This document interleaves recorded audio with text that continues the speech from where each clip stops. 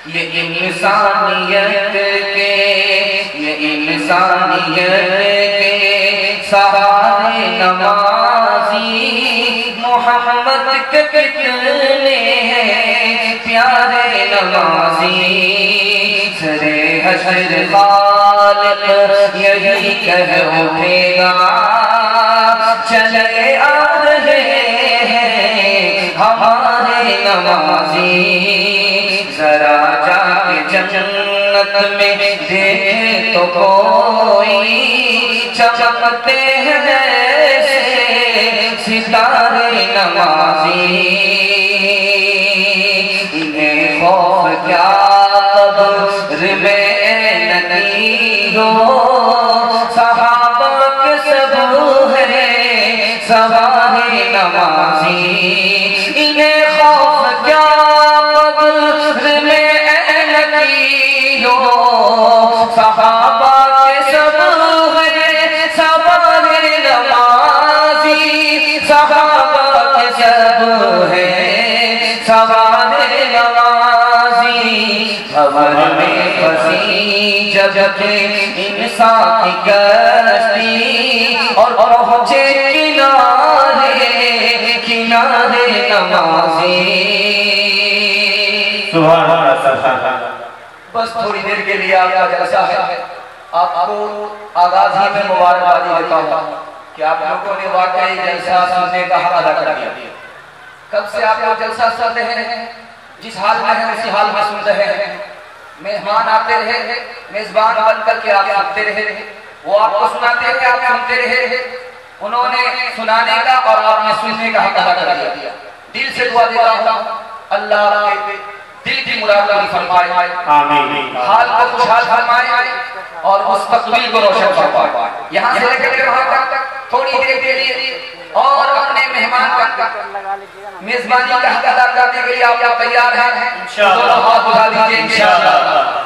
ध्यान से सुनिएगा, सवाल से अपने पैगाम शुरू करने के लिए जा रहा हूँ।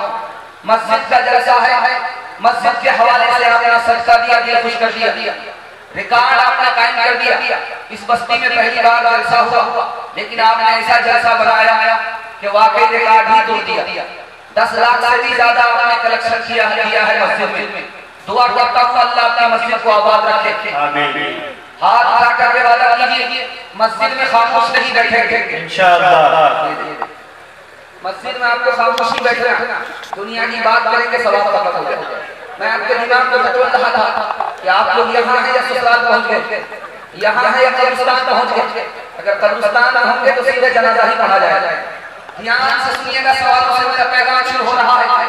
मस्जिद वीरान हो गई, उसको कैसे आबाद किया जाएगा, ये मेरा पहला सवाल है।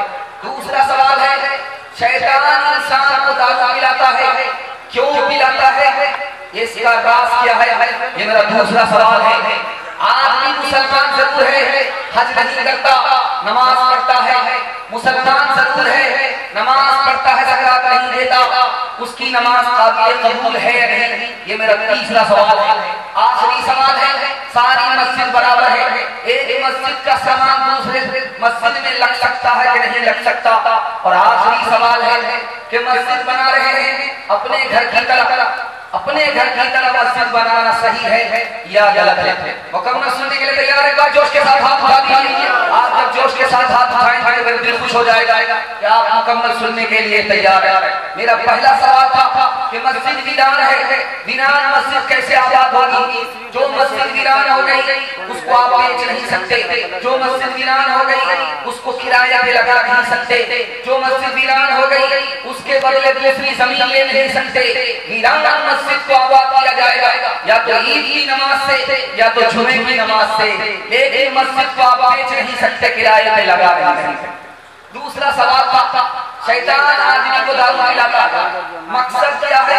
खुदा का बंदा खुदा की बंदगी से दूर हो जाए, नमाजी नमाज से दूर हो जाए, मस्जिद का पड़ोसी मस्जिद से महरूम हो जाए, इसलिए शैतान मुसलमान को दारू पिलाता था।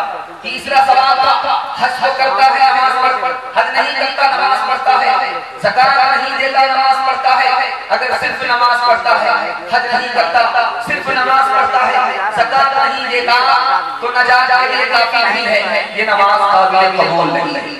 आखिरी सवाल था, सारी मस्जिद बराबर है, एक मस्जिद का सामान दूसरी मस्जिद में लग सकता है, नहीं लग सकता, नहीं लग सकता।